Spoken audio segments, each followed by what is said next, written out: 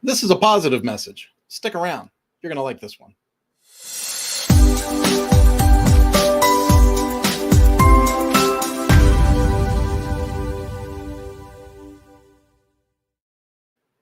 Hey folks, Kurt with the Powersport Academy, and I started off by saying this was going to be a positive message, and it's going to be a positive message.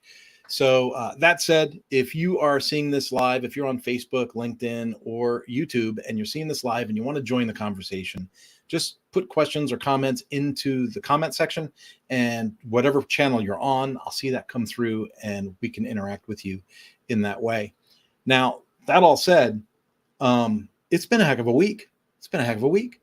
Now, I've been pretty hard on Powersports dealers over the last, let's just be honest, 3 years. We have this awesome training product, the Powersport Academy. We've got courses, courses as simple as getting started in service or how to use the phone as an effective sales tool, all the way up through, the sales funnel and routing work through the service department and dispatching with efficiency and productivity in mind, which of course drives profits and drives customer satisfaction. So we've got these courses, we've got this program out. And for the longest time, it seemed like because we were so focused on fixed operations instead of variable operations, it seemed like it was slow for adoption. Now, we've had a few success stories, so I'm not going to say it's been a complete failure. That's not the case. We've had a few success stories, and it's been great to work with certain dealers that have opted into the Powersport Academy. But if I was going to be realistic, I would say, okay, well, BRP just shut down the quality service program. That was fixed operations centered. So what was the motive behind that? I was part of putting that program together. I worked in the field for a while on that program. And so part of me was really sad to see that shut down. And that was pretty recent. So my mind was not very positive in the fixed operation space for Powersports. Just being realistic. I'm just being like super blunt. So this week, things took a very happy turn. Now, some of what I'm going to describe doesn't sound happy, but the reaction makes me happy. Okay. So if we think about the BMO capital market release for this month, for June, okay, BMO capital market, they give kind of a report, a State of the Union address almost for the powersports industry. And so if we take a look at some of the things that came up in the report, there's things that take quotes from dealers and they talk about how do people feel, right? But they also take a look at numbers. And so 38% of the powersports dealers in the United States, they saw growth in sales. See, because 38% saw growth. That's awesome. And they grew about 12%. Okay. So 62% of the dealers saw a loss in sales, right? A loss in sales. And they're down, ding, ding, ding, 24%. And so I look at that and I go,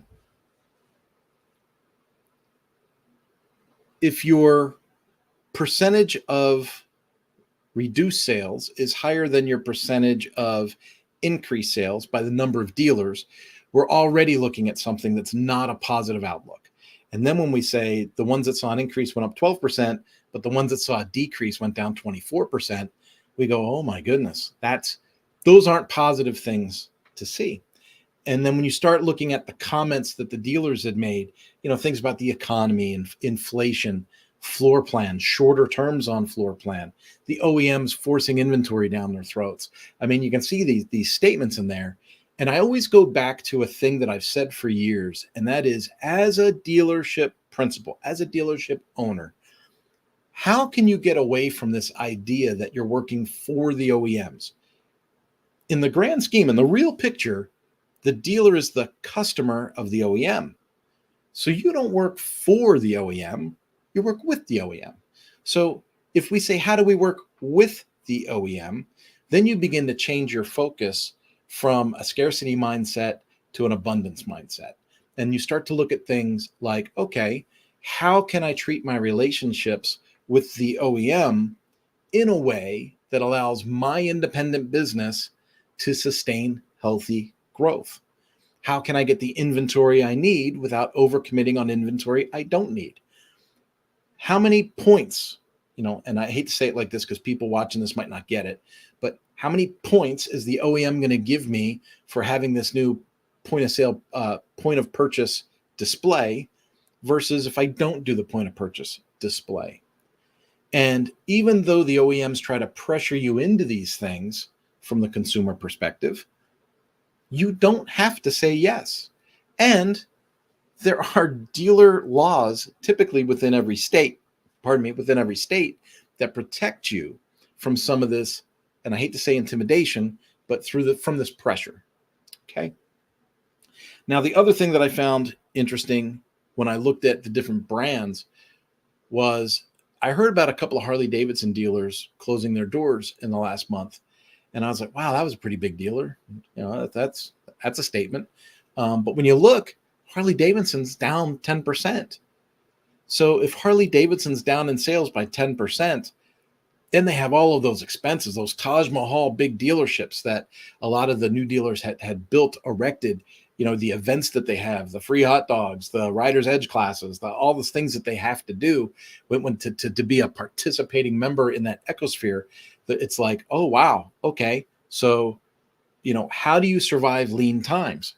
Well, you reduce your expenses. But in some cases, in working with some of these OEM brands, you really don't have the opportunity to reduce expenses. So now you have to start looking at root cause for expense.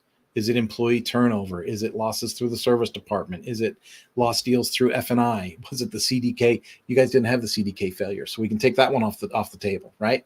But it's when you look at those things, you're like, okay, how does this really work?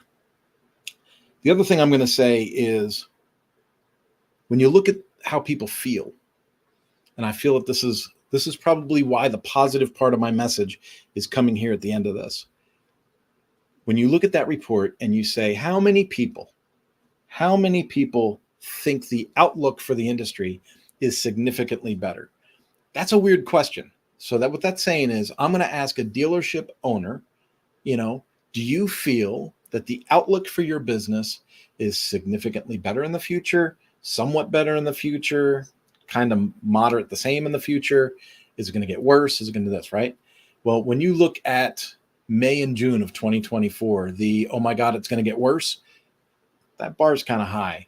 But when you say, and this is where I want to focus on optimism, when you say what percentage of dealership owners have a positive outlook that things in their dealership are going to get significantly better in the future, that number is only 7%. So 38% saw growth, an average of 12%. I'm assuming it's out of that 38% of dealers, right? 7% of dealers overall only feel that the overall growth for their dealership, the outlook for growth, 7% feel it's significantly better. And if you go to somewhat better, it comes in at 24%. So even if I take the 24% and the 7% and I glue them together, that's only 31%. So 38% saw a growth average of 12% in their business. However, only 31% feel that the outlook for their business is positive, meaning somewhat better, or was it significantly better? That's the word they use, significantly better. And so I'm getting to the good part. Bear with me. This week, someone that I had spoken to years ago about the initiatives we were doing with the Powersports Academy and the book that I wrote that was Service Writing on the Edge. It's not Service Writing on the Edge. Goodness gracious. It's Service Writing in Black and White. My leadership book is called Action Leadership from the Edge. So that's why I have From the Edge on my head. But Service Writing in Black and White. Between that book, the conversations I've had with people, and the push I've done with the Powersports Academy, we've gotten people to kind of understand Kurt's not crazy. Kurt is not crazy. If we think about sales being the variable operations, and we think about service and parts being our fixed operations, Then we can start to get our head around kind of like root cause analysis, right? Okay, so where does the culture in our business actually come from? Does it come from sales that sees the customer and puts them into a new vehicle? Does it come from service that typically sees the customer 7 times more than sales? Okay, that's one thing. Um, where does the culture in our business come from? Where do the growth opportunities come from? If we look at fixed operations and we think about, what are the numbers that drive our business? We think in terms of hours per RO, productivity, efficiency, all those things. If you're in this business, you understand what I'm talking about. But what are the things that you do physically that drive those numbers that are in those columns on your spreadsheet? And that's where the training for the Powersport Academy comes in, because we're like, hey, I get it. You want to increase customer retention. You want to increase this. You want to decrease that. You want to lower expenses. You want to raise revenue. We get all that. That's business 101. But what are the boots on the ground going to physically do to make those alterations in those numbers on the spreadsheet? And that's where training comes in. That's where process management comes in. Being able to map the processes of your specific dealership to a process map that you can share with the staff and train everybody and say, this is how we do business at this dealership. A lot of dealers don't have any of that stuff in place. A lot of dealers are kind of winging it.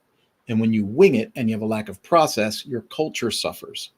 And that's when you have customers calling the dealer on the cell phone. That's when you have technicians wheeling their boxes out on Tuesday morning and taking another job or just going home.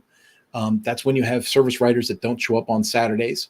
That's the crazy stuff happens. But when you have process, rules, rules and guidelines, believe it or not, create freedom. They create the freedom to succeed. And so I think it's really, really cool to see that just in this last week, we went from people not really wanting to take a good look at fixed operations, at least in our little corner of the world. We went from people like always wanting to focus on sales, always wanting to focus on, what's the floor plan? What's the inventory level? What's the margins? What's the race to the bottom with discounting? What incentive is this OEM putting out on this UTV? And we would allow that variable part of our business to kind of dictate the overall picture of our business. And what's really interesting is this week, a whole group of dealers, not a onesie, not a twosie, a whole stinking group of dealers, a big group of dealers is like, we're interested in this training. How do we do this training? How do we implement process? How do we build culture within our service department that spreads throughout our whole dealership for interdepartmental harmony? That's a big talk I gave for the Marine Retailers Association in December. But interdepartmental harmony, how do we attain that? How do we build that culture? How do we get customer retention to go from here to here? How do we get customers locked into a recycling image where they're going from sales to parts to service, back to parts, back to sales? How do we get that to happen over the lifetime value of a customer? And what is so refreshing to me, and I don't want to call them out directly because it's not official, but what I liked was the hunger, the openness, the questions that came after the talk today. Folks, I think we're coming up on an era, and I'm doing this also in my WordPress agency side of business. And we're coming up on an era where people are doing that root cause analysis again. I keep mentioning that, but it's a back to basics. Root cause analysis. What sustains a business? And if you're honest and you take a look at whatever business you're in, whether you're selling, you could be selling coffee mugs, you could be distributing AG1, you could be selling cell phones, you could be selling motorcycles. But what you need to do is you need to do a root cause analysis and say, what are the core elements of my business that actually drive the revenue and the relationship with our customers? And then from a basic perspective, start process mapping that out and going, so what does it really look like from a lifetime value perspective of looking at the basics and working with those customers and having those things in place? And from there, we can consult and we can expand and we can put actual details to the processes, and we can watch the freedom to succeed really kind of take a hold. So that's my positive message for this week. I am thrilled to be able to bring a positive message to the Powersports audience that we have. The Powersport Academy, if you've never been to the Powersport Academy and you are in the Powersports world, just go to powersportacademy.com. And in there, there's a free course on customer retention that you can take. There's a getting started with service that you can take. We have training that you can do yourself. We have DIY training where you can buy access to our courses. You can train yourself on your own time. We have packages where we will work with individuals, and we have packages where we will work with groups. We will train a whole dealership on one package. And that's something that you don't see a lot of. And so we've got processes. We've got, in some cases, scripts. I hate to give people scripts.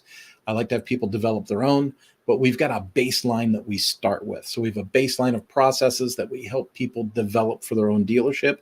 We have a baseline of scripts that we help people develop for their own dealership. And the thing to remember with Powersports is it's not Home Depot. It's not Lowe's. It's not Ford Quality Care. It is not a rubber stamp for dealership after dealership. Powersports dealers are typically very unique. Sometimes it's one building, sometimes it's two buildings, sometimes it's two locations. So it could be one brand, it could be 5 brands, it could be 14 brands. And so each dealership is unique. And that's why process mapping and scripting and all those things that we talk about, they're not cookie cutter things that the Powersport Academy gives out. Those are things that we help you with a template to develop from. And we incorporate it into the training over time. Because if we give you everything at once via fire hose, nothing gets implemented, nothing gets done. If we put it to a process, things get implemented in a timely manner, and we stair step the process to success, and we see a lot of great results. So, folks, again, I'm thrilled. I'm very optimistic that the tide is changing. Very optimistic that the tide may be changing in Powersports, and people may be open to the idea of like, hey, I wanted a dealership because I wanted to sell shiny bikes and toys, and I wanted to ride wheelies, and I want to hang out with people and watch them smile when they get a new motorcycle. And that's great. Those are awesome motivations. If you want to buy a dealership and run it from that perspective, that's awesome. That's awesome because you're doing what you want to do. But you'll notice that everything that we want to do, everything that we want to achieve in life takes a certain amount of work. And sometimes that work is the stuff we're trying to ignore or we're trying to postpone. And that would be that foundational, basic implementation of like, how does a phone work? How do we use a phone as an effective sales tool? How do we overcome sales objections through the service drive? How do we optimize the sales visit through multiple departments instead of just through sales? And so we talk about all that in our training. And I'm really looking forward to seeing what the immediate future holds with the Powersport Academy and this new breath of life. Have yourself a wonderful day. I'll talk to you some other time. And you know what? I'm even going to give you this one on the way out.